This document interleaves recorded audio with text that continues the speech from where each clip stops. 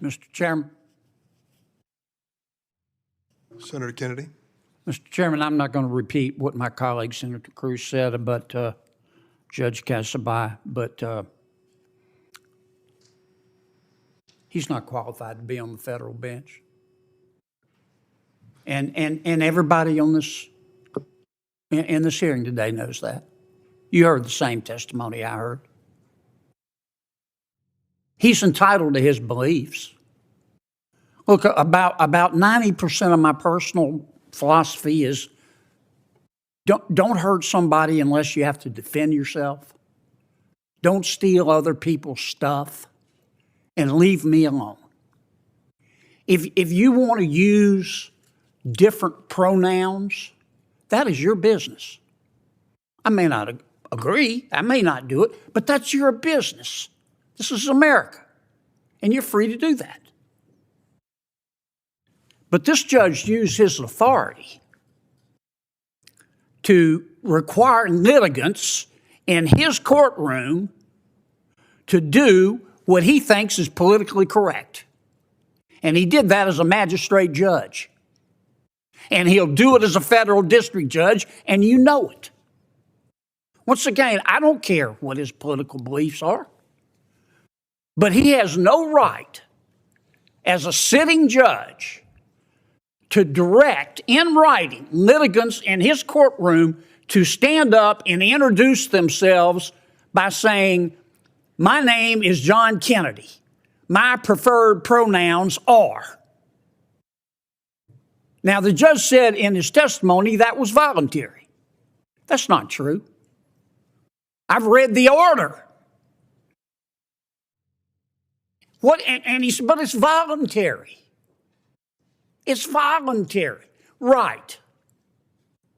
I'm a litigant in his courtroom paying a lawyer $400 an hour to try to get my case resolved.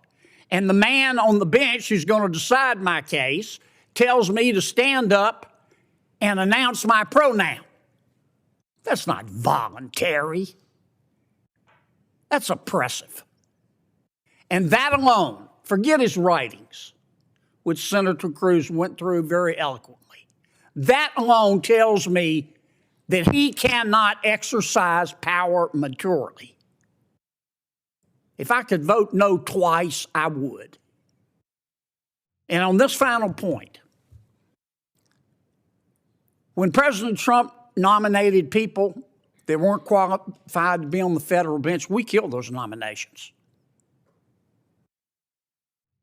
And several people on your side of the aisle, my Democratic colleagues, and on our side of the aisle did it. By my count, we killed 5 of them. Dead as fried chicken. And we didn't do it behind closed doors. We did it here in the committee. We demonstrated they weren't qualified. Now, here's your chance. This man is not qualified to exercise power as a federal judge. It's bad enough that he's a magistrate.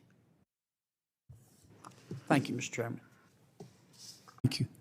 I appreciate the judge's response, but we all heard his testimony, and we all have read his record.